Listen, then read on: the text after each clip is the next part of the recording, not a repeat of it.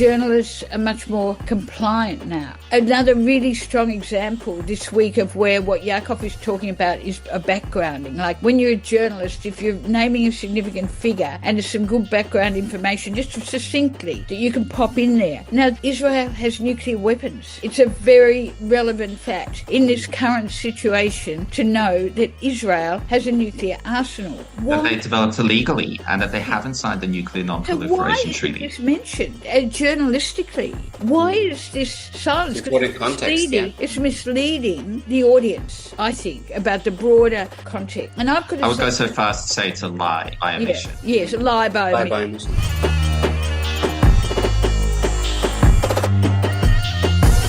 Salamat everyone. You are listening to Red Inverted Triangle. This show is about the ongoing struggle for liberation in Palestine, produced on the unceded lands of the Gadigal people.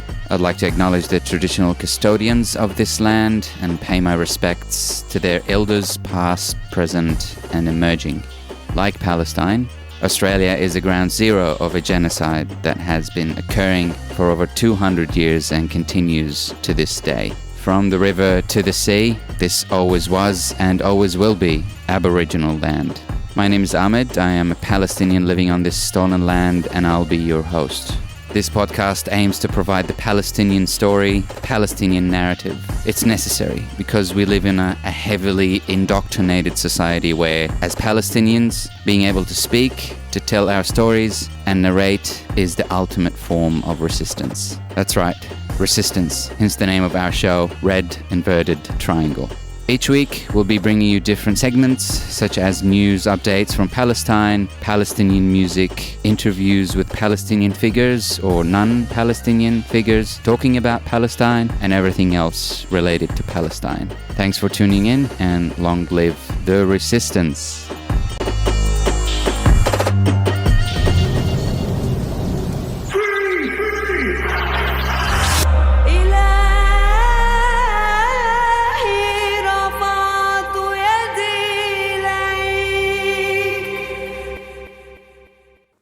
This episode of Red Inverted Triangle, we are going to be talking about the Zionist lobby in Australia. And so we're bringing you a conversation I've had with Wendy Bacon and Yakov Aharon. Wendy Bacon is an independent investigative journalist and lifelong radical activist. She has investigated miscarriages of justice, deaths in custody, News Corp's coverage of climate change, urban developments, police corruption, and most recently, astroturfing in 2025 federal election. Yakov Aharon is new to journalism. Having come from a background of activism, Yakov brings unique perspectives to the Palestinian struggle, credited to his political journey away from ultra-Orthodox Jewish and pro-Israel education of his youth. His research concerns the Israel lobby, Jewish community, party politics, and arms trade. I hope you'll find my conversation with Wendy Bacon and Yakov Aharon useful and productive. Enjoy. I want to start with the first question relating to the Israel lobby's influence in the 2022 election, federal election, and in party politics in general. I'll probably start with you, Wendy, and then Yakov, you can add to it as well. In terms of influence in the Labour Party, is that mainly from Zionists within the party, pressure from outside groups, or both? And how is this influence exerted as well? If you could shed some light on that, Wendy. Can this influence be interrupted? Thanks very much, Ahmed. And I'd like to say that I'm on Gadigal land this evening. Gadigal land that was never ceded, respect to all elders. Look, it's a pretty broad question. And so I think we're talking about the 2025 election, the recent election. Look, I think as far as the Labour Party goes, there's just been a strong and long, persistent pressure within the Labour Party to keep it within the, if you like, pro-Israel camp. And that pressure goes right back to the 1970s, but particularly in the 1980s. So we're talking about about like 45 years now of strong activity. When Mark Liebler was a student politician at Melbourne University, he was already very prominent in Zionist organisations in Melbourne, also representing or beginning to get involved with corporations that were connected with Israel. So, and then we had the sort of Hawke years and then the Gillard years, and they were very much in that pro-Israel world. As well as that, of course, we've had the Labor Friends of Palestine, and they are a distinct group within the Labor Party. And there's always been people inside the Labor Party who are much more pro-Palestinian, particularly people, of course, from Lebanese and Palestinian backgrounds, but not only them, just, radicals who've, grew up in the 1960s, particularly with perspectives that were pro-Palestinian and from then on as well. I think it'd be quite a bit of time to talk about how effective the Labor Friends of Palestine are. But, I mean, they can move at a grassroots level and they do get motions passed. However, because of the way our party system works now, with power concentrated at the top and in the parliamentary party, that can be, looks promising, but then it can take a big step backwards. Just shifting then to the groups outside the Labor Party, I think there's various astroturfing groups in the last election, and we'll maybe come to them, but I think it's very significant here to mention Better Australia. Now, I suggest, because there's so little coverage in our mainstream media of these third-party groups or astroturfing, in a way they operate at one level, claiming they're on about one thing, but in fact they're, in the case of Better Australia and others of the groups in the last election, they're just very pro-Zionist, very much about Zionism, but they claim to be about something broader. So if we just take Better Australia, set up last year initially, they are a bipartisan group. They are both explicitly bipartisan, both major parties, both Labor and Liberal. And within them, the Labor Party is like the key person in Better Australia was a woman called Sophie Callan, not by any means necessarily the most influential person, but she was out there as the face of it. And I just wanted to say it's sort of very interesting because really there is no doubt about that. And they spent a lot of money. You can look on their own Instagram and you can see all the things they did. It wasn't just in mail outs. It wasn't just at the election booths. There were trucks and with billboards on them. There was, they've spent a lot of money, quite a lot of money anyway. And, when Yakov and I published our articles, I thought there would be more reaction. It had already been published that Sophie Callan was a member of the Labor Party, but when I was out interviewing people on the booths and just talking to other people I knew connected with the Labor Party, no one wanted to talk about it. I did have one person who was a grassroots member of the Labor Party who was giving me a very hard time on social media, claiming I'm an unethical journalist and it's all wrong. But apart from that, there's other people, like, for example, the member of Sydney, Tanya Plebiscik, who I sent questions to, who got those questions, who knows very well what it's all about. But, absolutely no response. I did hear from within the Labor Party that even though sort of, in a sense, what the Labor members were doing inside Better Australia were campaigning with the Liberal Party campaigners for a major party win. No, it didn't matter whether it was Labor or Liberal, so long as it was a major party, and it was all attacks on the Greens and the Teals. But even though you would think that would be in breach of Labor Party rules and certainly potentially bring the party into bad repute, which is one of the rules, there was no complaints laid. Nothing happened. And I think that goes to the powerlessness which the Labor Friends of Palestine feel in relation to the hierarchy. The Labor Friends of Israel, which was formed last year, but in effect is a reflection of forces already operating within the Labor Party. One of the patrons of that is Nova Peris, and maybe we'll come back to Nova Peris, the ex-Labor senator. Very, very active player in Better Australia. Perhaps no one in terms of well-known people, put herself out there with Better Australia in the way that Nova Peris did. Well, she's currently in Israel with a group of indigenous people that she has recruited. She's in Israel and posting from Israel. And she only posts about what is happening for Israelis. There is nothing about what is happening for Gazans or people on the West Bank.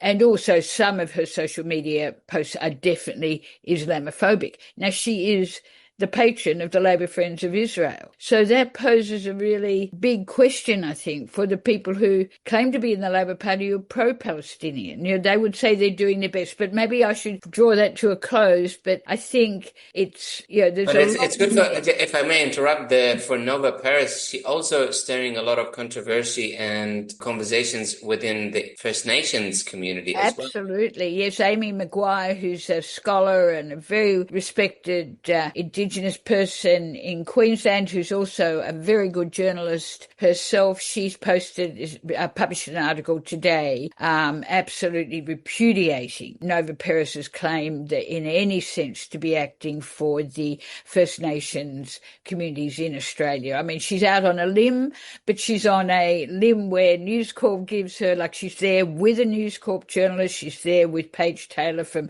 The Australian. So, and again, you see this overlap between the political activity, the parties, the media, the paid-for trips to Israel. Things operate in a fairly connected, if you like, networking sort of way, rather than either this is the Labor Party, this is her as a Indigenous person. Does that make that clear?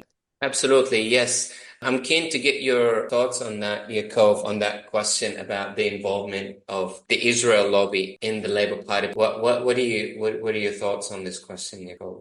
Well, I would say that it needs to actually go a bit further back in history than that. I mean, the Labour Party was founded literally on two policies on day one, which was one, connection to the unions, of course. Two, this is the part people forget, the brown people are taking union jobs and undercutting white working class by going for a lower rate. So white Australia was really crucial to the Labour Party in the very beginning.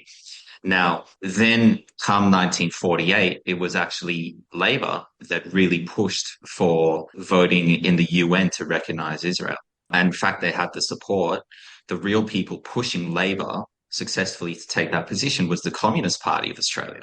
If you fast forward to the 60s, the Labour Party was really gung-ho on cracking down on dissent to the Vietnam War. It changed a little bit with Whitlam, and we saw how that turned out for him, not very well. Now, then when you go a bit more forward to the current day, the Labour Party actually has very authoritarian measures in the way that they run their own party room behind closed doors. If you're a cabinet member, you need to treat every single cabinet policy as if it is your own. You are not allowed to criticize it. Otherwise, pretty much procedurally, you have to step down the next day. You're not allowed to cross the floor, even as a normal Labor member or Labor senator. Otherwise, almost always, you are booted from the party. The Liberal Party, which is usually a bit more authoritarian than Labor in the way that it governs Australia as a country, is actually less authoritarian the way it governs its party room. There is opportunity to cross the floor. If you're a Liberal politician, you can vote for Labor policies. You can speak up against cabinet positions. And so when Israel gets the full support of the Labor Party, then every single cabinet position is hanging their career on that support. Can I just add something there? Everything that Yaakov has said, I agree with historically. But I think that, and I agree that Labor from the 1940s onwards supported Israel. But there was a lot of pressure in the Labor Party in the 1960s. Like even though, for example, originally Labor did support the Australian troops being in Vietnam, but huge pressure movement was growing back there then in relation to the Vietnam War. So actually in Melbourne, where the biggest moratorium march was, that was led by Jim Cairns, who was then a senior figure and became Labor treasurer in the Whitlam government. Now, I think what happened is that sort of group, we'll call it sort of pro-Israel group that Yaakov was referring to, that began to slip and was contested. And some of the Labor Friends of Palestine reflect that group that was putting pressure on then. And I think that's when, I found once an article from the 1970s which said, because Whitlam, before he was deposed, was showing some signs of becoming more pro-Palestinian, under pressure from people within the Labor Party and within the unions, of course. And so that's when the Zionist lobby got more organised, particularly in Melbourne. And, there was a contest. I think that's what we're saying. There has been a contest inside the Labor Party, but those pro-Israel forces have ultimately triumphed at the moment. And you have people who, for example, there's an MLC, that member of the Legislative Council in New South Wales, Stephen Lawrence, who has asked excellent questions at an inquiry into anti-Semitism at the moment, quite significant questions. But his power outside that sphere and his capacity to vote against, say, anti-protest bill by Minns, who is extremely pro-Zionist and pro-Israel, is, as Yaakov has explained, is sort of, in relation to that, if he wants to be in there, he's powerless. He can still try within that sphere, to operate according to his values and politics, I guess. There's just that contradiction. I'm actually surprised to learn that the Labour Friends of Israel have just recently formed. I mean, the recent pressure that the Labour were under by the Israel lobby organizations, I think it still existed, but it wasn't formalized in that manner. But to that question, I would like to ask this question about Mark Dreyfus's role in pushing that Israel lobby narrative. And also, if you could address that bit about the Ed Husic's role in combating that, if there was any role in there. Just in relation to Ed Husic, I think it's a classic case that you can see that when he was in Cabinet, we heard maybe a tiny bit, but very little. You would think that he would have felt compelled then to speak up more on behalf of his community and behalf of people in his electorate. But because of that... And we saw that with Bob Carr and previous politicians. And so that is the price they're prepared to pay, is silence. And in order to pursue their political, I guess, preferences. One could be more cynical in terms of careers, but nevertheless, it's no doubt that Husic, having been put out of Cabinet, is probably both very annoyed, but also probably now is actually talking about things that he does believe in. So he's using... Now, you could compare that to Senator Payman, who actually reached a point that she couldn't go any further. Her values, as I mentioned, she had to step outside it. So, these are the individual trajectories of people move along, and many, let's say 99% compromise in order to pursue their Labour Party careers. Now, Dreyfus, and Yaakov might like definitely to say more about this, but Dreyfus obviously brought up a Zionist and a member of the Labour Party in Melbourne, which absolutely would have been, the milieu he moved in, and he's a senior lawyer in Melbourne. So, he gets to be a fairly senior person in the Labor Party. Now, one thing that I have noted in doing research into a committee that's called the Security and Intelligence Committee, it's a very powerful and important committee in Parliament. It's a joint committee, which means it's across both houses, and it is never allowed, except for once when Andrew Wilkie was on it very briefly, they've never allowed anybody but major party people onto that committee. Like most committees, you get one of the independents or you get one Green, but they've never allowed anybody onto that committee because it's sort of like in-house security, if you like. And so they've passed, they support a lot of the extreme, very anti-civil liberties, terrorist provisions, anti-terrorist provisions. Over the years, they've played a very poor role as far as civil liberties go.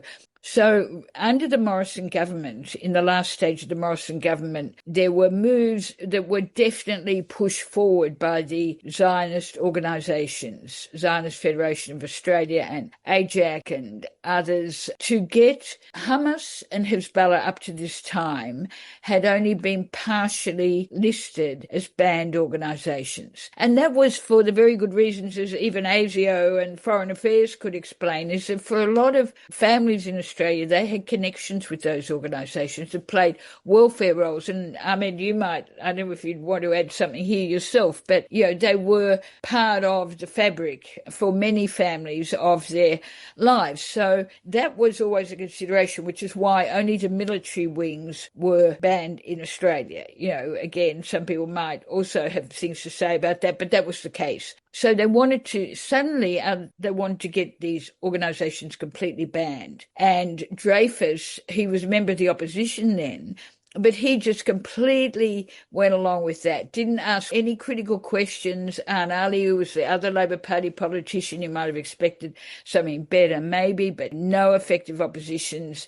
It was just stitched up. And then very quietly they slipped those organisations in with the hate symbols legislation. And that's how we got to the extraordinary situation last year where at the protest after Nasrallah had been assassinated, people arrived thinking they could fly a flag, and suddenly it was all illegal. It was all the worst thing they could do. And I saw women crying about that. Like, really, when I say women crying, maybe men were too, but women sort of weeping, they sort of, I think, felt humiliated as much as anything. So I go back to Dreyfus and just say he's played his role in that way. Now, in terms of his support for Israel, of course, nothing is ever enough.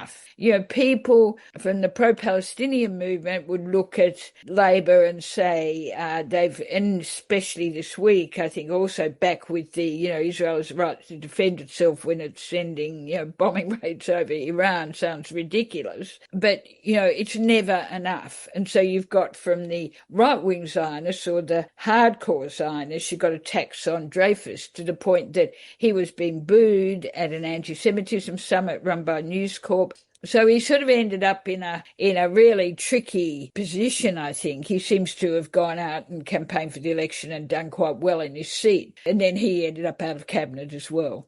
Yeah, and even his statements around anti-Semitism always confusing criticism of Israel as anti-Semitic as well. I'm just keen to get your thoughts.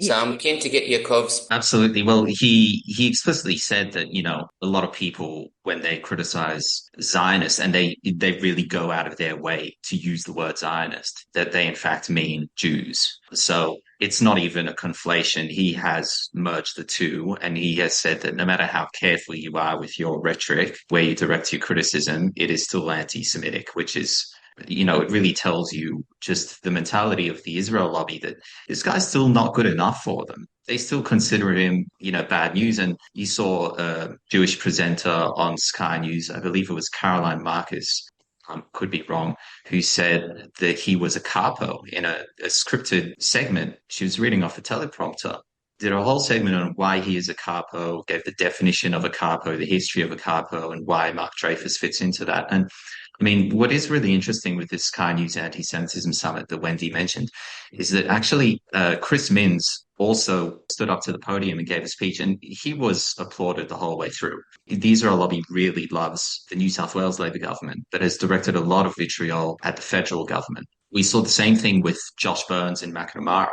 And I think that a lot of it is that, these are different governments who aren't always on the same page, even though that they are both the Labor Party. And Minns in New South Wales has an easy way out because it actually isn't his job to manage foreign affairs for the most part as a state government. So he doesn't need to take a clear position, and he can actually play right into the Israel lobby's game, which is always to never talk about what's happening in Israel or Palestine and always make it a domestic issue of anti-Semites have gotten a green light to run rampant on Australian streets. And that is always the distraction that they're trying to make. So with Dreyfus, he became a real lightning rod for the Israel lobby's anger, as did Josh Burns. But what was interesting is that in Josh Burns' electorate in McNamara, we can actually see from the data that how different polling booths performed and voted for him. He was an underdog to win that election in his seat. He still got through in a very tight three-way race. And we saw that he actually performed pretty well in the polling booths that have mostly Jewish populations. There was a really well-funded campaign from fake grassroots groups, which had, many hundreds of thousands of dollars injected into them by Liberal Party aligned think tanks, by fossil fuel companies, by the Israel lobby too, to paint Josh Burns as an anti-Semite. And it just didn't catch on with the actual grassroots of the community. I do want to get your thoughts on the influence of the Israel lobby on how the Greens did over the election of the 2025. I mean, we can all agree that the Greens did not do as well as they expected to. So was there to what extent did the Israel lobby influence the Greens' results? I don't know if you want to start, Wendy, and then we can go. Thanks, Ahmed. Look, I think, first of all, this is a question of analysis. Today, my partner and I, Chris Nash, started looking at a few of these figures because the main thrust of the campaign was really to put the Greens last. That's the main thrust of the Minority Impact Coalition, which was one of the astroturfing groups. Then you had Advance, which poured millions of dollars into this over a period of months. And then you also had Better Australia. So all of this was directed to put the Greens last. So really, to assess the impact of it, you do have to look at the primary vote, but I mean, most of all, you've got to look at the preferences. Now, it's interesting that, I imagine that within the Greens, I don't know about this one way or the other, but I assume that they would do analysis. But I find it really interesting the way that no one kind of wants to talk about astroturfing either before the election in the media, because it's very much portrayed as, this is the battle between two parties, two leaders. We don't want to get too messy and go out there. And plus, it's because the astroturfing was Zionist, the media were unlikely to cover it anyway. After the election, I think everyone wants to put a good gloss on things, including the Greens, and move on. But I personally think the analysis should be done, and I hope that maybe Michael West can publish something of this in the future. But I would say yes. I would say first of all, you have to look at the different booths, and you probably got to look at the Teals as well, because they're also very much targeting the Teals, Better Australia particularly. But if you look at Brisbane, I think, and you look at Melbourne, now obviously Adam Bandt in Melbourne, big loss for the Greens. To lose Adam Bandt it was not expected and was very serious. He did take in some new parts that were meant to be more pro-Liberal, and his primary vote did go down from an extraordinarily high 49%, like there's very few electorates that are these days majority, down to about 40%. So that was a drop in his primary vote. But even then, clearly on election night, he expected to get elected. Now, if you have, we're talking about, as I said before, we're talking about numbers of different strategies, operating on social media, operating through mailboxes. If you have people saying, these people support terrorism, they are dangerous, they are liars. You have that repeatedly said. If you're a potential voter, swing from Labor to Greens to Labor, or alternatively putting your preferences, and you've just got a leaflet. They always tell people on polling booths that a certain number of people do make up their minds at the last minute. If you've got someone giving you a leaflet, can certainly affect preferences. Who were those organizations giving these leaflets? Who were these organizations? Oh, well, Start Better Australia was one of them, and Minority Impact Coalition, which is sort of a front for the Queensland Jewish Collective, or they operated well outside Queensland in this election. They became a national organisation, but they are literally a front for Queensland Jewish Collective. And in the Melbourne anyway, you can see a very strong shift from preferences, Greens losing a big share, maybe even worth 10% of the vote share on on the preferences switching away from people giving their preferences to the Greens to Labor. Now, in Queensland also, I won't go into the figures, but I think is particularly in Griffith and in Brisbane, you can see the potential effect of it. But of course, it's always difficult to analyse it because someone could say, well, they didn't run a very good campaign, or they didn't do this, or something else happened. So, it will always only be analysis pointing in a direction. But I think when you pour that amount of money in and you put out that amount of material, if we were to say it doesn't have an effect, that is almost like saying political communication doesn't have an effect. So it doesn't make sense, really, to say it doesn't have any impact. Keen to get your thoughts on that, Yakov, and if you could also shine some light on the Minority Impact Coalition, because that's particularly of importance given the current attack on Iran, because that included some Iranian elements here in Australia.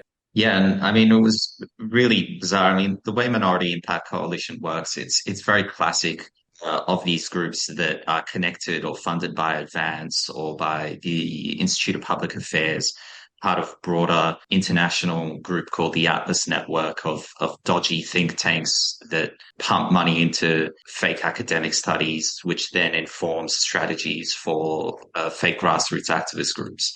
And what's really typical of these ones is that they will create these coalitions with token representation from different groups. So, you have the Iranians or the Hindutva nationalists from India who provide this armor to any accusations that they are backing, policies that essentially go back to white Australia, to ethno-nationalism. And they really support what's going on in Israel because that is also an ethno-state. And it's a model here for the Christian nationalists who actually run these groups like Advance and Institute of Public Affairs, because they want to set up an ethno-state for white Australians right here. So you have the Iranians providing that armor, and you have the far-right Jewish people from Australian Jewish Association providing armor against any anti-Semitism. Then, the white nationalists kind of hang a bit more in the background. But with Minority Impact Coalition, they put out this ridiculous ad that said that Iran, ISIS, Al-Qaeda, this University of Sydney student encampment, and the Greens, all these people are actually working very closely together, Iran and ISIS, if you can believe it, and the Greens, to set up a caliphate here. I mean, it's absolutely laughable, but you'd actually be surprised that it got 10,000 different clicks, mostly positive, from, different outraged commenters and people on Facebook and Instagram. This video did do the rounds. There was a lot of money put into the different ways to promote it on Meta and to make sure it got really pushed hard by the algorithm. And, to go back to what we were saying before, what these guys see is it's just never enough support for the Israel lobby. I mean, if liberals were in power, they would still be criticizing the liberals then for not supporting Israel enough. We have a Labour government, so it's not working that way right now. But I mean, if you look at Allegra Spender and the Teals, they got these nasty pamphlets that Wendy was mentioning before as well, very similar to what they did for the Greens, and was saying that, Allegra Spender supports Hamas. Now, I want to clarify, Allegra Spender is no ally of our movement. It was important that we clarify that she does not support Palestinian resistance when we were writing our articles, because we don't want to misrepresent her. She briefly supported reinstating funding for UNRWA, and then she backflipped on that when an Israel lobby group connected to Advance called the Public Integrity Australia provided her with a 50-page document saying that UNRWA is pretty much Hamas. And then, they published these pamphlets anyways. Even though they got what they wanted out of her, they said, no, well, Allegra supports Hamas. It's just never enough for these guys.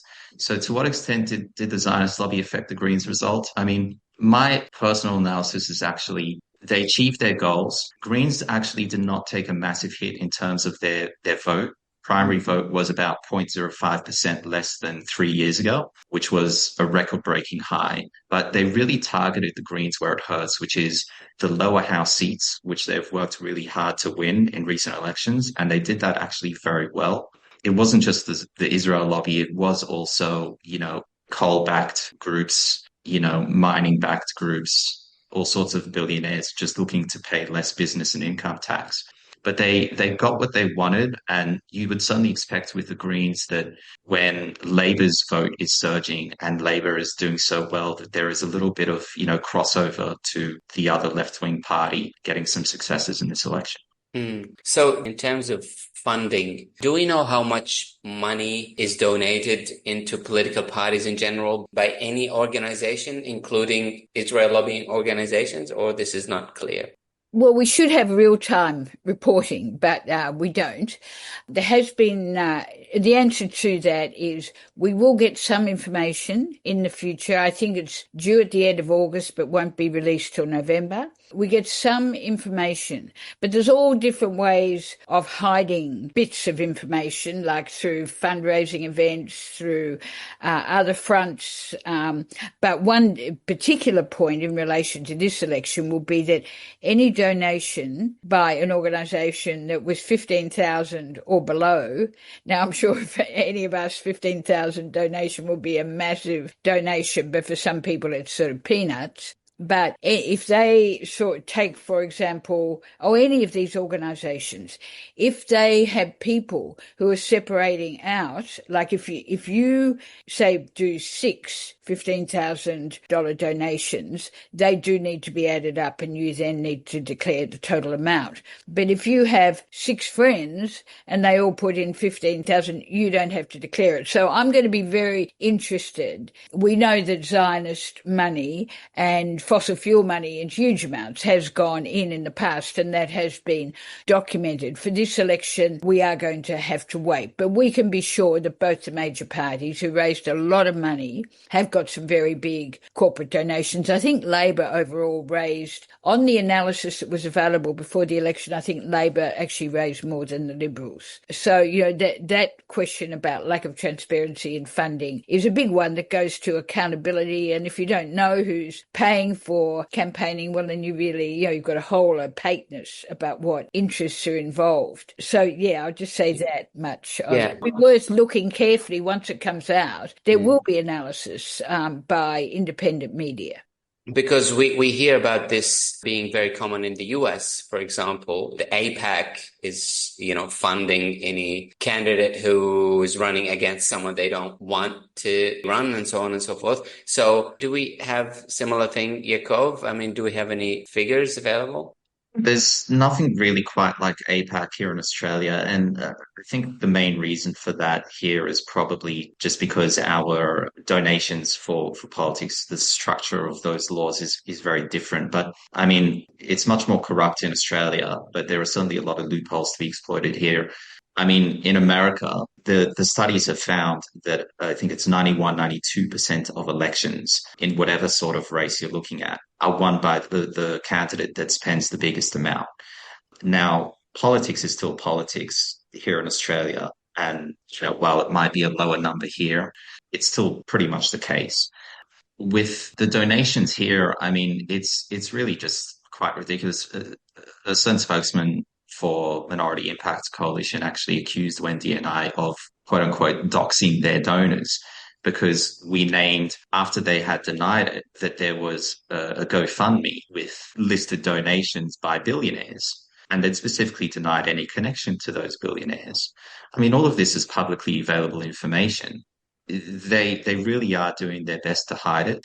The reason that this $15,000 or less donation law that Wendy talked about is largely, they say, to protect the identity of small donors. But I mean, to give you an example, if I had $75,000 spare, which is no easy feat in this cost of living crisis, I could give $15,000 to the Australian Jewish Association, $15,000 to the Queensland Jewish Collective, $15,000 to their Shell Minority Impact Coalition, another $15,000 to Hindu Novum Party, so Iran Novum Party, and the Hindu Association of Australia. And then they would just pass all that money back onto Minority Impact Coalition, and I wouldn't be a declared donor publicly. I wouldn't be on the register of public donations to that group. The way that we found out how much money Minority Impact Coalition, Better Australia were pulling in, was because we found out that they have registered as a significant third party with the Australian Electoral Commission. And pretty much the definition of a significant third party, is that you are required to register that if you expect that you will spend more than $300,000 in this annual year.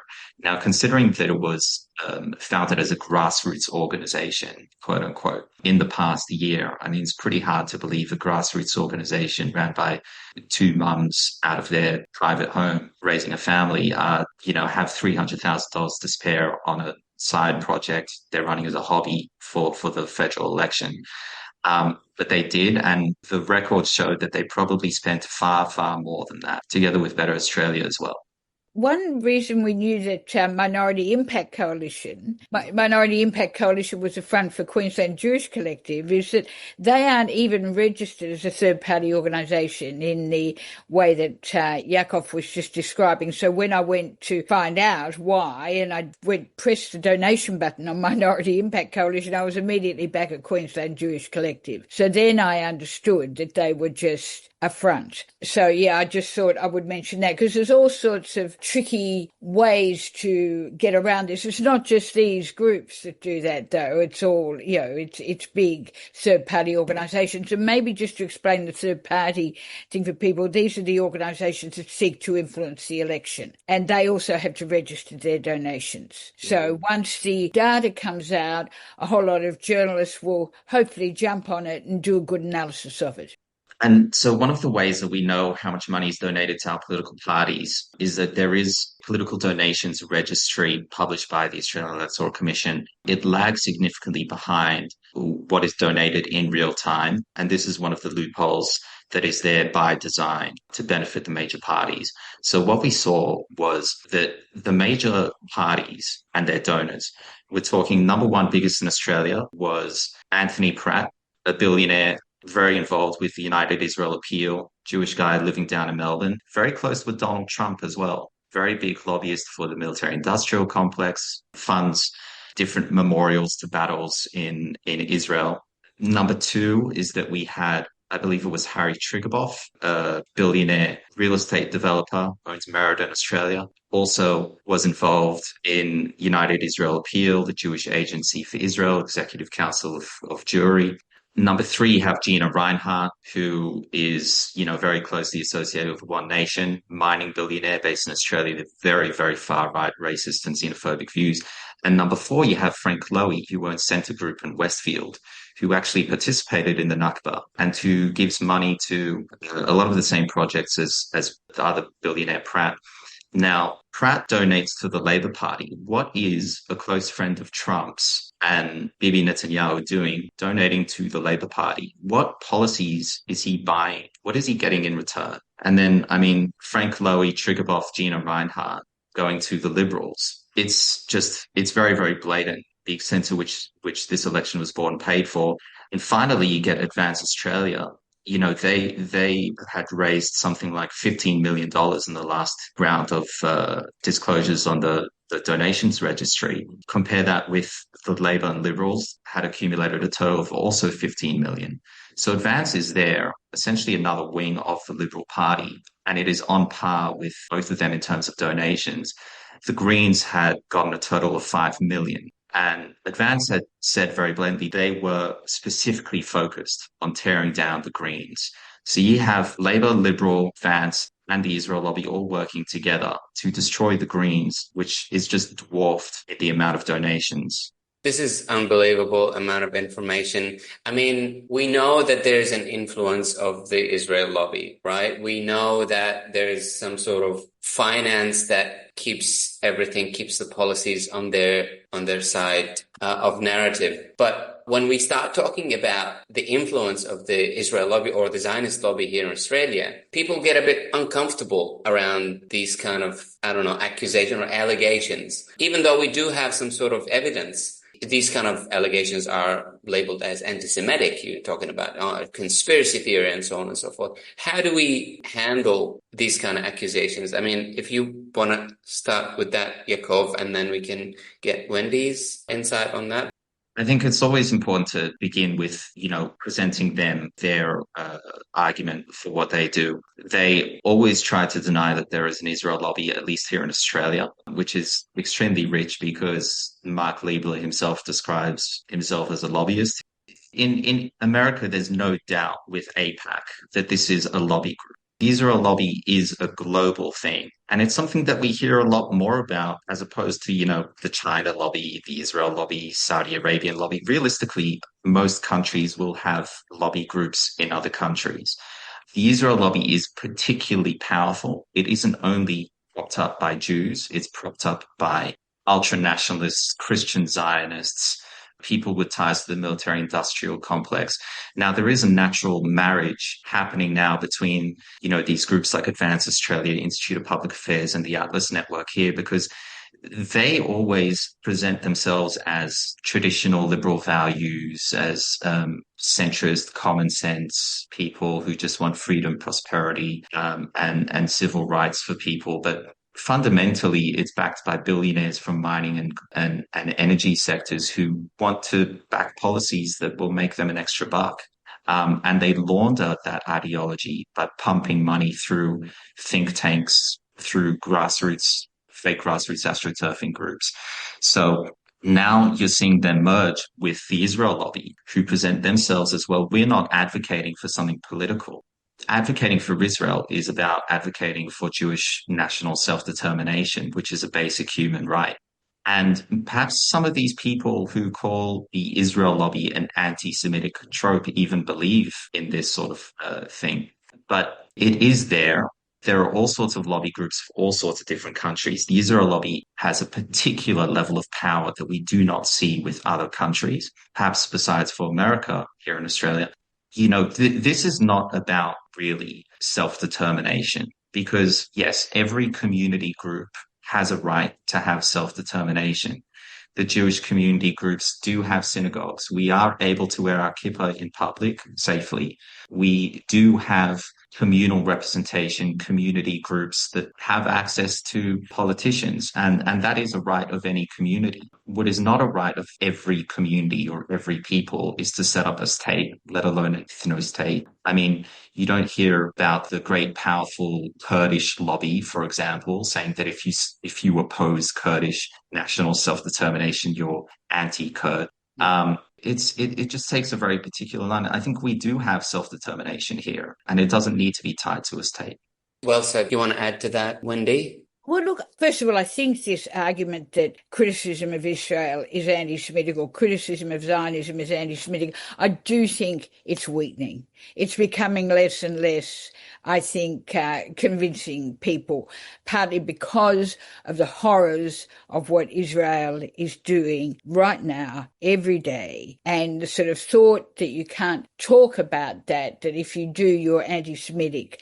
And look, I've done a lot of investigative journalism in my time, and it does involve looking at the way people seek to influence power, often in ways that aren't very transparent or public. That is not unusual. When I started looking at this issue, actually one of the first things that happened, I haven't been someone who's been, unlike Yaakov, who understands a huge amount about it. I have been a supporter of Palestine, but I hadn't done a lot of journalism in this area at all. And when I read the transcript, which I haven't published this, on the WhatsApp group that was organised, that was making phone calls to the ABC to get Antoinette Lattouf sacked. Now, that is a really serious thing, in my view, to do, to try to exercise your power on the grounds that someone is anti-Semitic, who is simply doing their job at the ABC, to try to make phone calls and do all these things. Well, I mean, it is a sort of conspiracy, and these sort of conspiracies happen in the world quite a bit. But I am not going to not talk about that or write about that because someone might accuse me of anti-Semitism. I know that it's not anti-Semitism, and I think other people do too. And I think it's really become, in this parliamentary inquiry into anti-Semitism, where the students from Sydney University, including ones from Arabic backgrounds, have had to go in there and sort of be people trying to shut them down or abuse them for trying to stand their ground and have their views, and then somehow people suggest they're anti-Semitic. It's quite ridiculous. That's not to say I don't think anti-Semitism exists in the world. Of course I know it does. But to try to use that to shut down debate is quite offensive, in my view, and it actually makes me pretty angry. And also to see that Jewish people, for example, Peter Slezak, they've been really tried to shut him down, abuse him, and many other Jewish people too. This is really not on, and I think we have to face it down. We do know that there are Israel lobbying organizations, and we know that they have influence, and we should really be courageous to talk about this. We also know... Mark Liebler wrote an article which was quoted in Pearls and Irritations in 2018. He gave a speech when he talked about his capacity openly to influence people like Sophie McNeill's reporting in the Middle East or Bob Carr. So there's no secret about it. So those organizations, we know that most of them are registered charities, right? Recently, New South Wales State Labor MP Stephen Lawrence called the Zionist lobby organization AJA, the Australian Jewish Association, a hate group. And we know that's a registered charity. So how do we kind of combat these organizations by exposing them that they're actually engaged in hate narrative and hate rhetoric and political activities as well, where as a charity you're not supposed to do that. I mean, I know many people have applied to the ACNC to kind of question these charity organizations, but, these challenges or these emails or inquiries never led to anything material. So how do we expose these organizations? I'll go to you, Yaakov, and briefly to you, Wendy. The Australian charity landscape just really seems to be like the Wild West. I have a friend who runs a women's health centre, domestic violence refuge for women down here in the Illawarra. And the hoops that she has to run through and jump through to get her charity documents, her papers in order are just huge. And then you look at, some of the things that are happening, and it isn't just isolated to the Israel lobby and the charities that are part of it. I mean, there's just so many charities where you just wonder, how does this pass the bar? It doesn't seem entirely fair. The Australian Charities and Not-for-Profits Commission, ACNC, procedurally refuses. It's a matter of policy for them to comment on any particular charity, but there are some very handy guidelines about how to file a complaint. Anyone can file a complaint, but they won't, provide a public comment on any particular charity in response to it. I mean, the Australian Jewish Association appears to perhaps be in breach. I don't want to defame them in any way. Perhaps be in breach of a number of their guidelines, which, according to the ACNC website, may result in a charity status being withdrawn for an organization, which things like, explicitly opposing a political party or advocating for another political party, or things like breaching Australian law or Australian policies of the government, or perhaps endorsing things that are racist or racially discriminatory, especially in terms of the charity services it provides. So we have Australian Jewish Association clearly plugging, let's say, fundraisers for settlements in the West Bank, which are Jewish-only gated communities where you have Palestinians living in constant fear of their lives only 2 minutes drive away, being constantly attacked by armed settlers without being able to enter into the Jewish-only settlements unless they have a special work permit, which, isn't even being granted anymore. If you fundraise for a Jewish-only settlement, that is a racially discriminatory charity service that is in breach of international law and of Australians' long-standing interpretation of international law. The Australian government has always held that the settlements are illegal and that supporting them is illegal under Australian law too. But it is yet to put their money where their mouth is. The easiest way to do that is to revoke the charity status for groups that are fundraising for the settlements. because when these groups have charity status, it means that the Australian government thinks that they are providing a service that benefits Australian society, and that they think it is in the wider national interest to not tax them, to give them special advantages that other organizations do not have.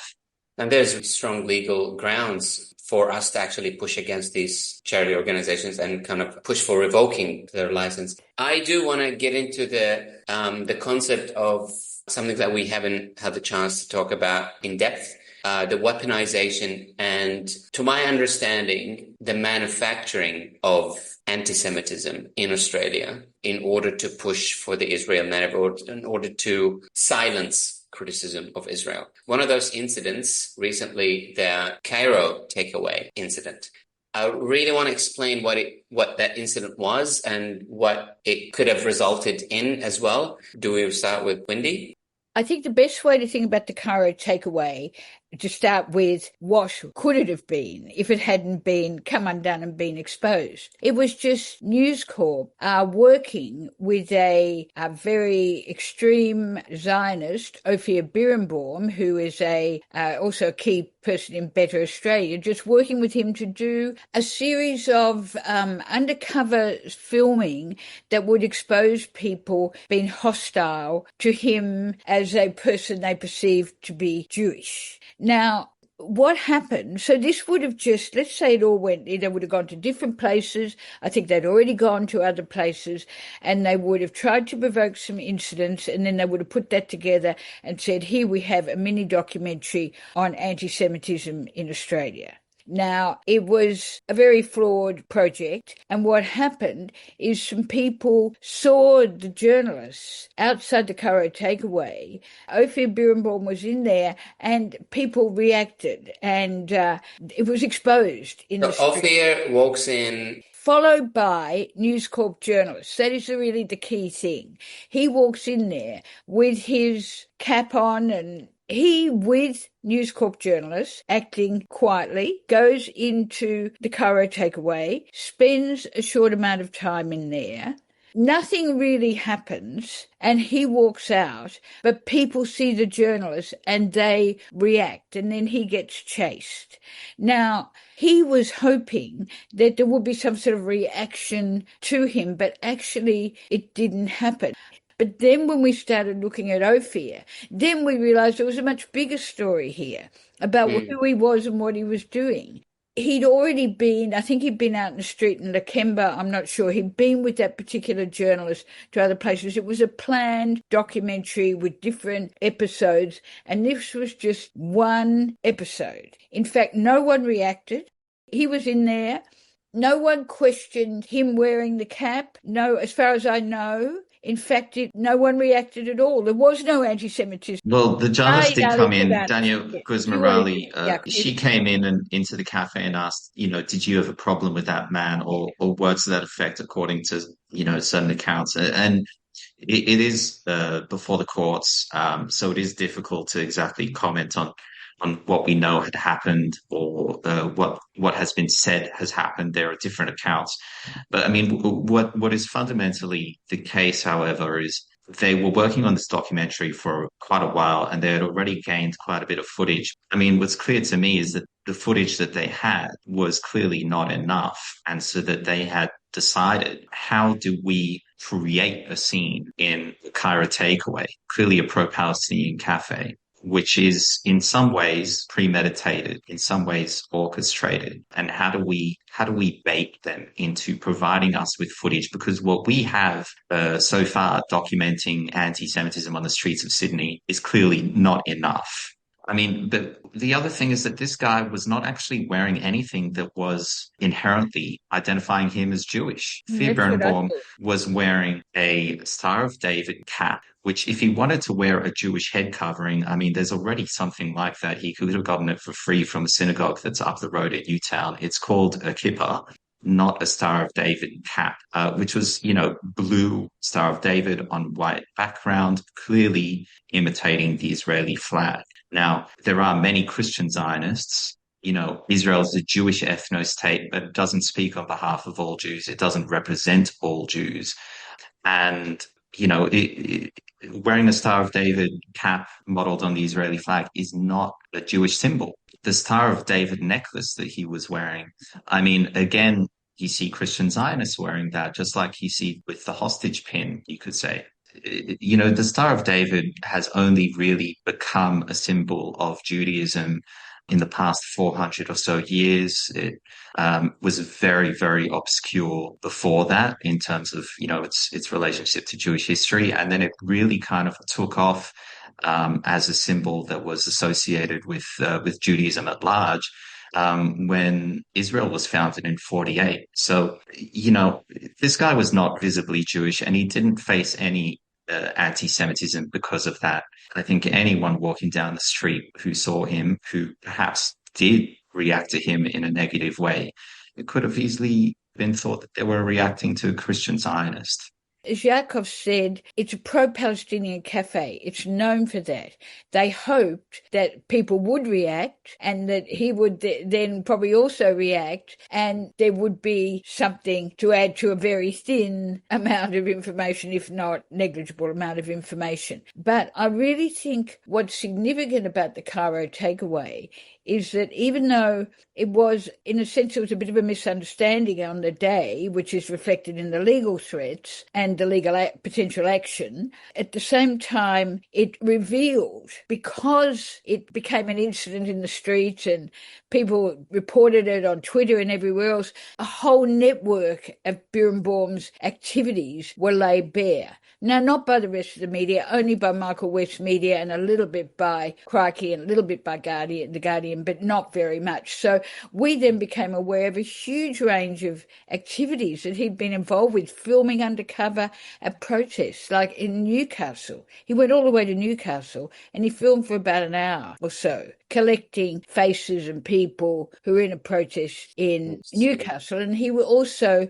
Luc Velez, who was the Greens candidate for the seat of Sydney, who is queer. He, wearing his video glasses, he filmed him undercover. But then you, Wendy and Yaakov, exposed a lot of these stories. So I really encourage everyone who's listening to go and dig out some of these revelations and Michael West. Yeah. I'm keen to address the other incident that has always also made a big fuss in weaponizing anti-Semitism, the caravan that was full of explosives.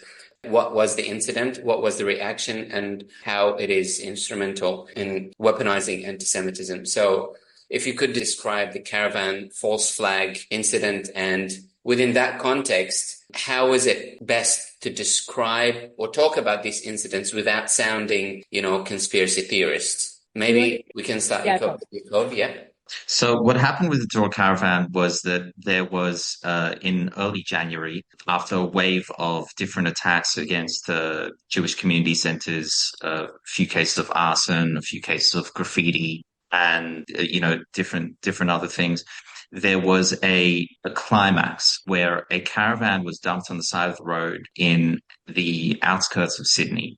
And it had a pretty large amount of bombs from, mines, really outdated explosives. There was no detonator there, and it was dumped on the side of the road for several days. Then some person, for some reason, thought, hey, why don't I tow this caravan over to my place, because it's just kind of hanging on a corner and someone might, bump it. And then several days after that, the person they peeked into the caravan, their driveway, which wasn't theirs, and they could see a number of explosives. They called the police to deal with it. The police say that they found a note with the addresses of Central Synagogue and some anti-Semitic comments on the side. I mean, speaking as a writer, if I was doing a criminal cop story, a detective story, and there was a caravan full of explosives with the address of the target and a comment saying, something like "kill all Jews," I would say that is really poor writing. It is very on the nose. It's a real dead giveaway. I mean, it's really clumsy criminal conspiracy. And I mean, the people who were later found to have bought this caravan and owned it and dumped it there put comments on, community Facebook groups. Hey, just got a whole lot of money, looking to buy a caravan. Or like, hey, does anyone know where I can find a few gallons of gasoline? in public community groups that anyone could dig up on Facebook to this day. Just not your brightest criminals. And then police had, and the government, the state and federal government were clearly on different pages, putting out some very different narratives, constantly changing the narratives, clearly not coordinating with each other. What they were coordinating on, however, was legislation to push through to ban any sort of protest that is close to a place of worship.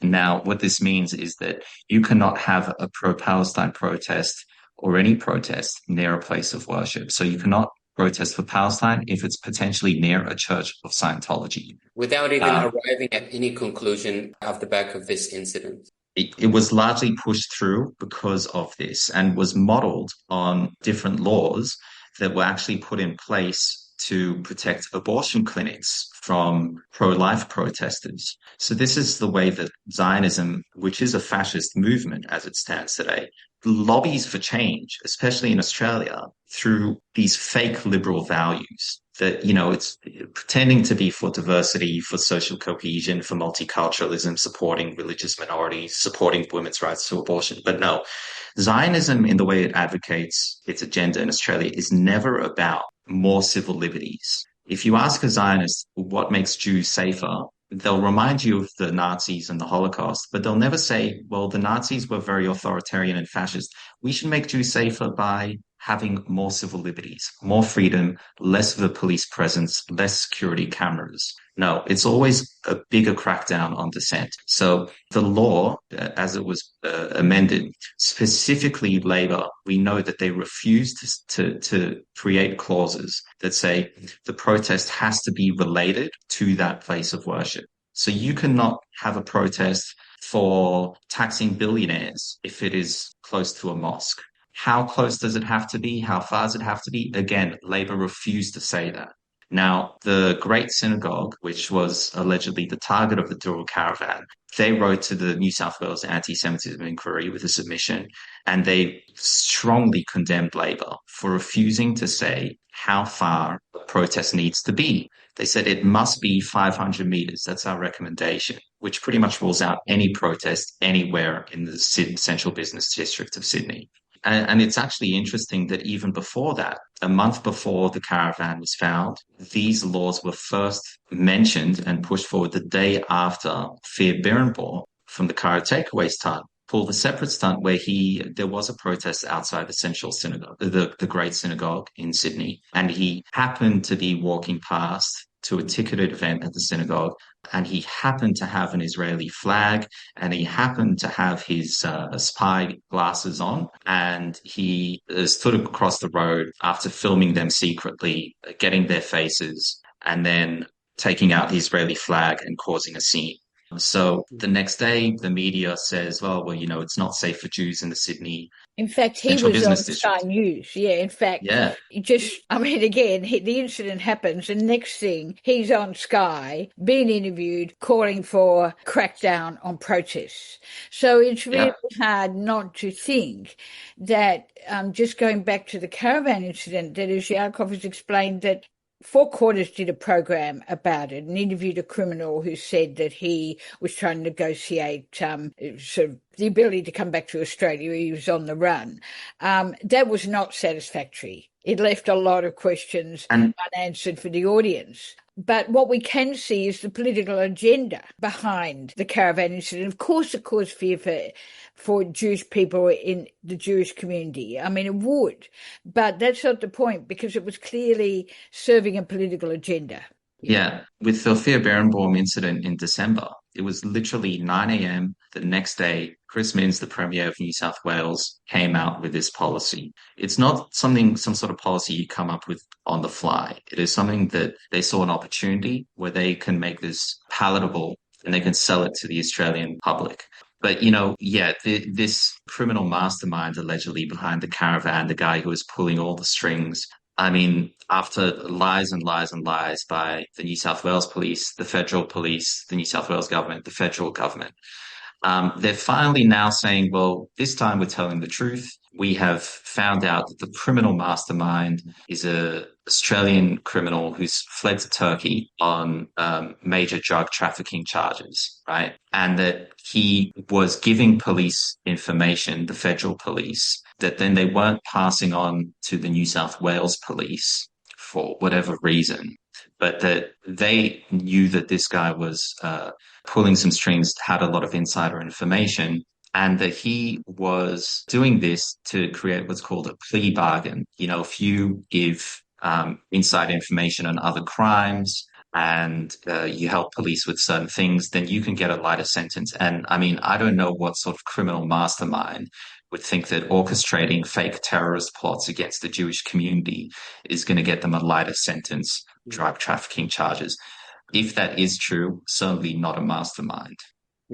And now Chris Minns is being challenged, I think, for these new laws that he enacted by the Palestine Action Group. I think there's a legal case challenge that. So I do want to take the conversation to the universities and the influence of the Israel lobby on universities. So the question is the AUJS involvement in the university section. How connected is the AUJS to the Israel lobby? AUJS, the Australasian Union of Jewish Students. Yeah. How connected is it to the Israel lobby, and how do they work? A great deal. This is the equivalent of Young Labour and Young Liberals for the Israel lobby. You know, it also, if you're a good senior figure, a good operator within AUJS, then you have a very easy segue into Labour or Liberal Party politics. Like Michael Danby, for example, a former, I believe he was national political president in the 80s, Josh Burns too, and Dean Scher, an advisor to Albanese and to Josh Burns and to Danby as well. Now, I was a former UNSW president of AUJS a long time ago, and I had different political opinions. And I remember that there was a very clear policy time where if anyone faces some sort of abuse, and even if they are unsure that that abuse was anti-Semitic in nature, the policy is that they report it to the university and to AUJS, that they pass over the handling of that abuse and that complaint to AUJS, and that will be reported as anti-Semitic. That is a policy in writing, documented, reported on by Honi Soit in an article early last year. Now, the AUJS actually, they had a panel in, I believe it was 2022, with the national chairperson and a few other people, together with Gillian Siegel, who at that time was the president of the Executive Council of Australian Jewry, the peak roof body in the country. And Gillian Siegel's already talking about a lot of the things that she's doing now, having the universities adopt the International Holocaust Remembrance Alliance definition of anti-Semitism or something like it. And it's a very controversial definition because it conflates Zionism with Judaism.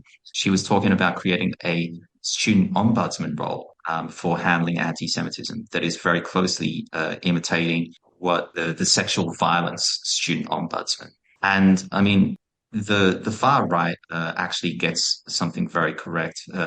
Andrew Breitbart, who founded Breitbart.com, the far right newspaper, he's got a famous quote where he said that politics is downstream from culture. And a lot of that begins with universities. So, you know, you see what Trump is doing, what the far right are doing anywhere in the world. It always begins with going after, you know, what they call woke politics on campus. And it's actually a very effective strategy. Well, I think Yaakov has explained the connection between the Jewish Students organization and the Zionist lobby. It's obviously the recruiting, very closely linked. We're very involved in the Stand With Israel movement as well last year.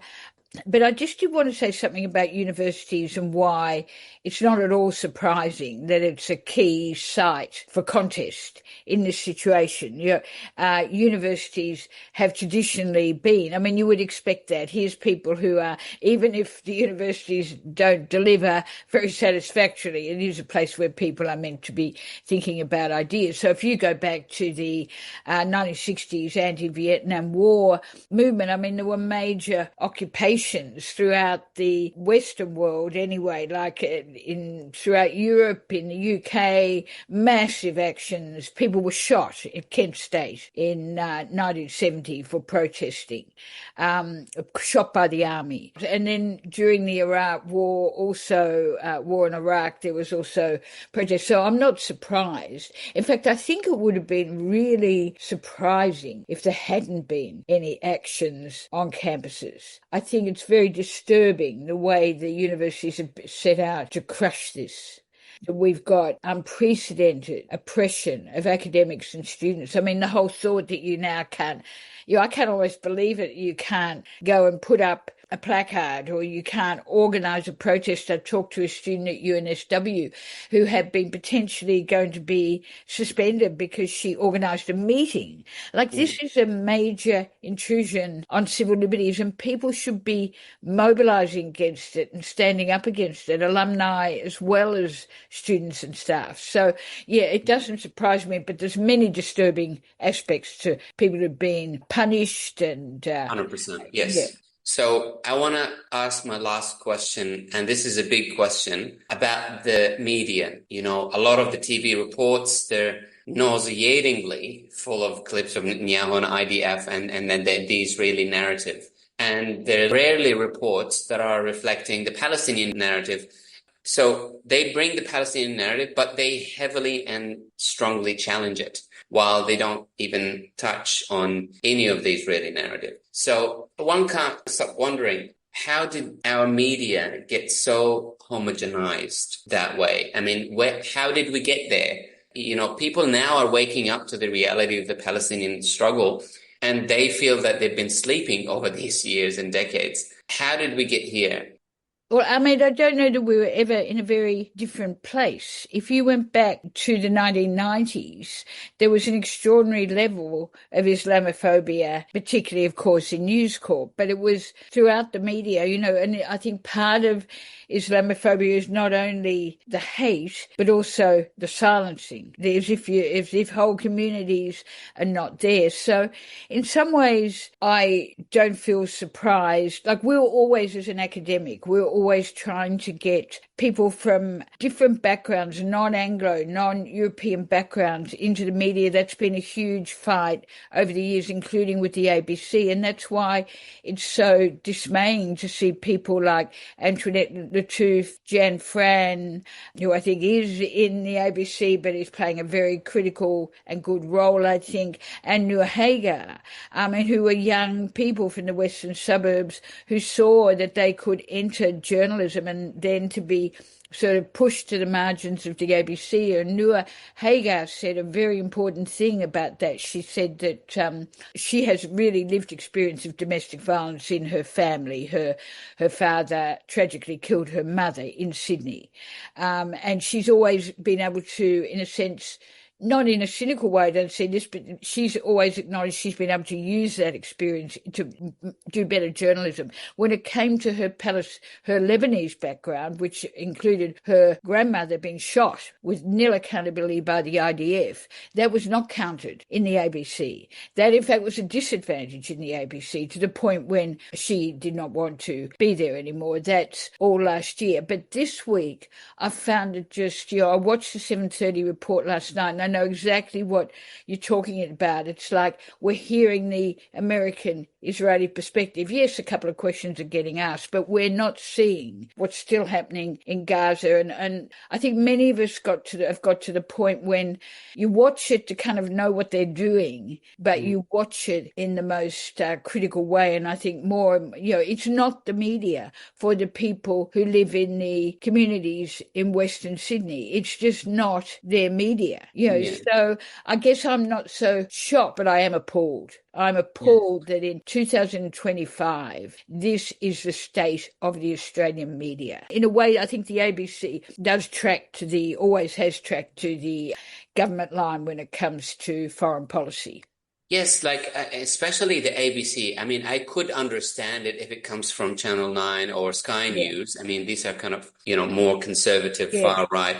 But the ABC, like publicly funded, and it's supposed the BBC has been pretty bad as well. Jonathan Cook, who's a very good journalist who used to be at The Guardian, but had to leave for similar reasons there, he has been hugely critical of the BBC, which I think may have improved a little bit in recent weeks, but I think the ABC has got worse. You've got very experienced correspondents like John Highfield who say that it is just more controlled from the top now.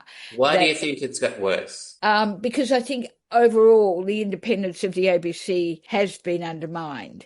I mean, I know it sounds like I'm contradicting myself here, but yes, the Islamophobia has always been there, but there was more of a spirit of independence at the ABC. When I say independence, I mean journalists collectively organising to push back when management tried to interfere. And John described an incident when we were in a panel at Manly Library the other day where he did say something about the Srebrenica massacre as a background when he was reporting something else on the ABC. And he used to be on The World Today at midday. And when he came off, he was called into management. Sorry, there was the Sabra and Shatila massacre. There was a very interesting story that John Highfield, a former ABC presenter, was very high profile back in the day, where he was talking about the Sabra and Shatila massacre in mid-2000s when Ariel Sharon, the Prime Minister of Israel, was then at the top. He provided some background on who Ariel Sharon is, that there are some serious allegations that he was partaking, that he had a very high level of responsibility for the Sabra and Shatila massacre, where hundreds, perhaps maybe even 1,000, several thousand Palestinians were massacred by Christian Lebanese militia that were let in to do the job by Ariel Sharon's IDF troops that he was commanding on the ground on that day.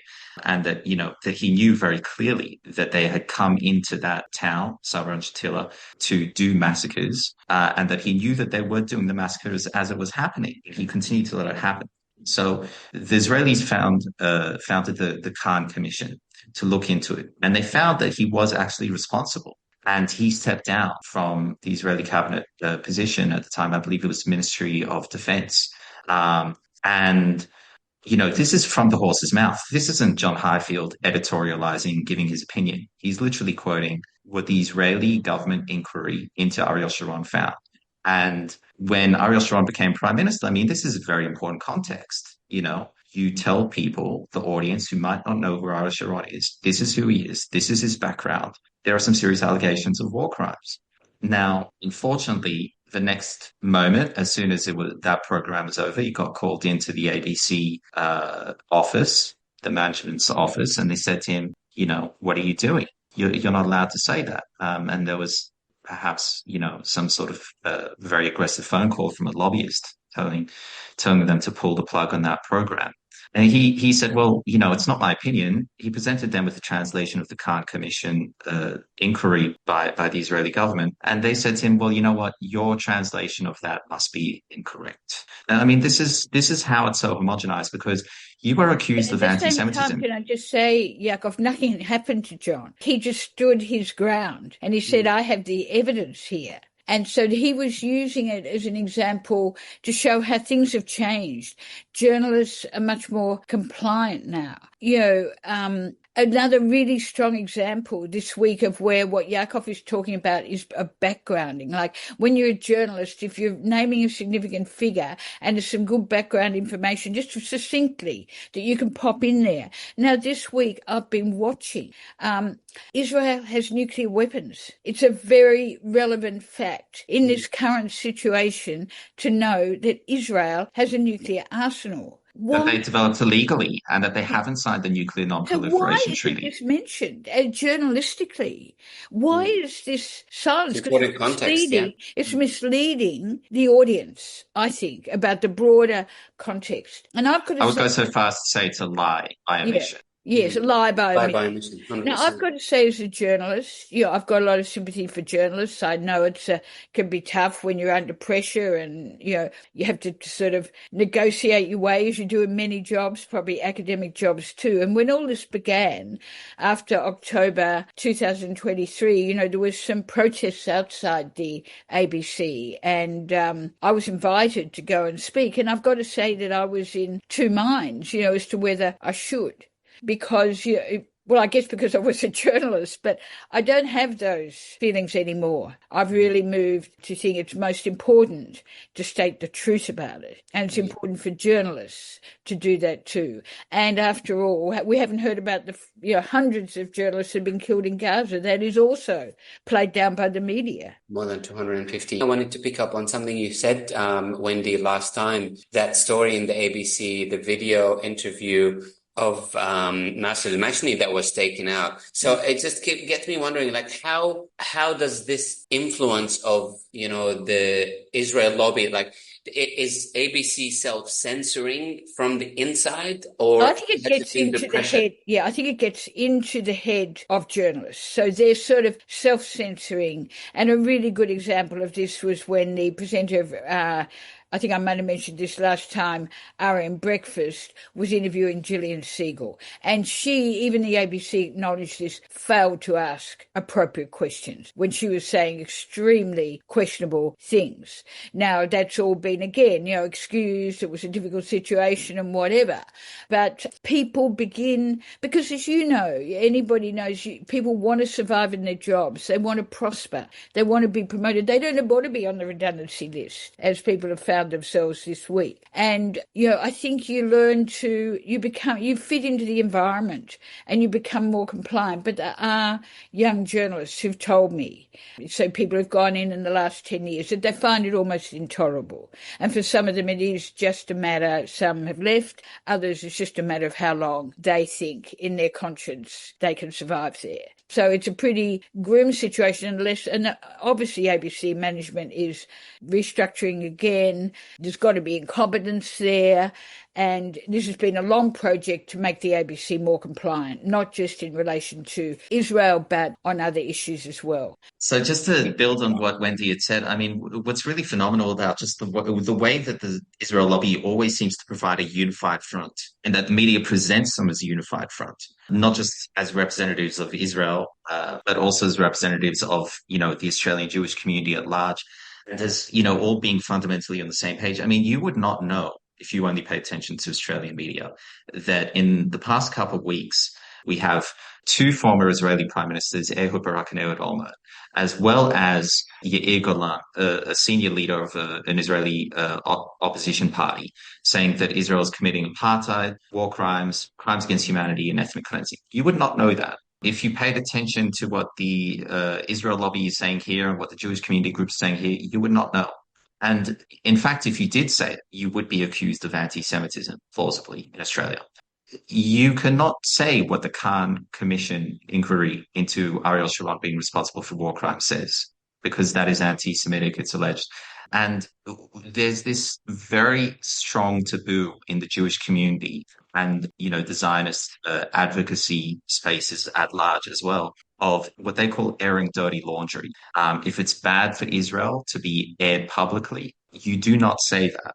And of course, this is only ever used by people to the right to push down people a little bit to the left of them, even if they are all Zionists. You never hear people who are presenting themselves as liberal Zionists saying to the fascist Zionists, hey, why don't you just pipe down a little bit on your request for quicker, faster, more brutal genocide? That's not good for us. No, that never happens. And in fact, if you did say that, that would be airing dirty laundry. But if they say to a liberal Zionist, the fascist that is, why are you constantly talking about the need for Israel to be both Jewish and democratic? Like, we can't live together with the Arabs. you shouldn't be talking about these things. You shouldn't be talking about two-state solution. It's, it's bad for Israel.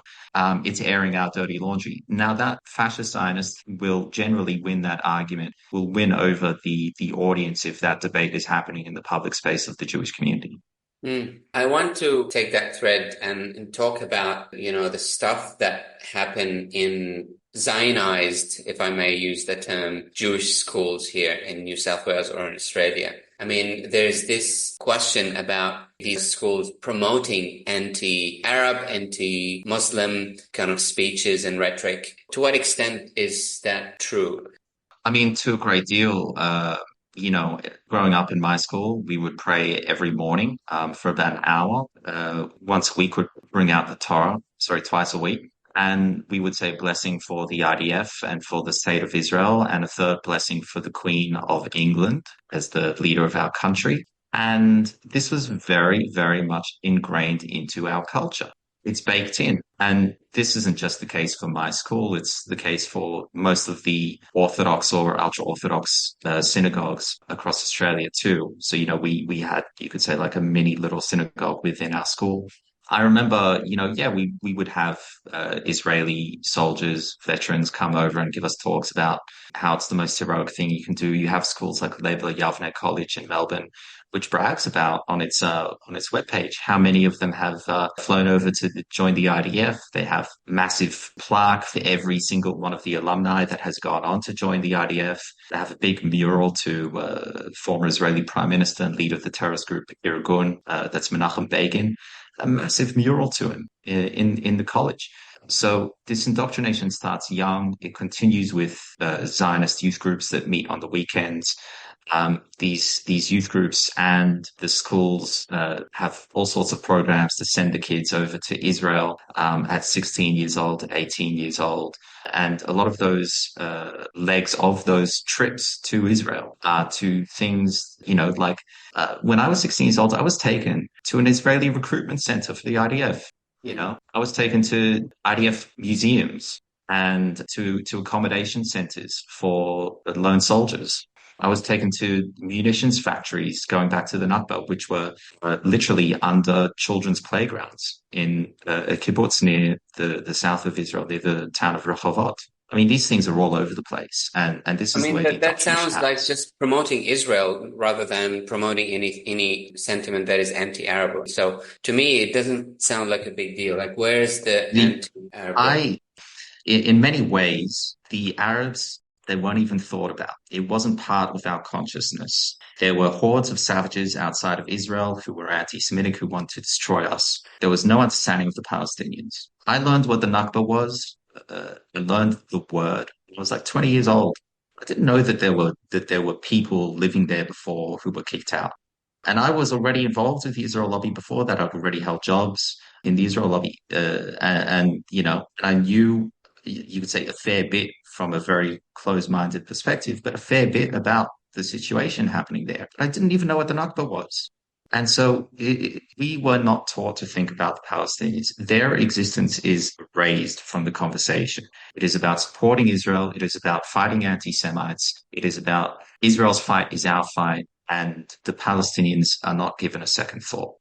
It's really interesting because I met so many Jewish people who are anti-Zionist, and most of them are elderly, like in their 60s and 70s, and they always tell us how they found out about, Zionism, and they kind of were resurrected out of this racist ideology late in their age. But now we're seeing hundreds, if not thousands, of younger generations waking up to these kind of realities in their 20s and their, teenage time. So, I mean, the tide's shifting, times are changing, and I think that's a great change to the positive for the Jewish community for the Palestinians, because this ideology is really plaguing that faith, and this rogue state, genocidal state, behaves in a genocidal way and claims to speak on behalf of the Jewish communities around the world. I couldn't thank you enough, Yaakov, for that insight and for your time. Wendy, thank you so much for your time. Really appreciate it. Thank you.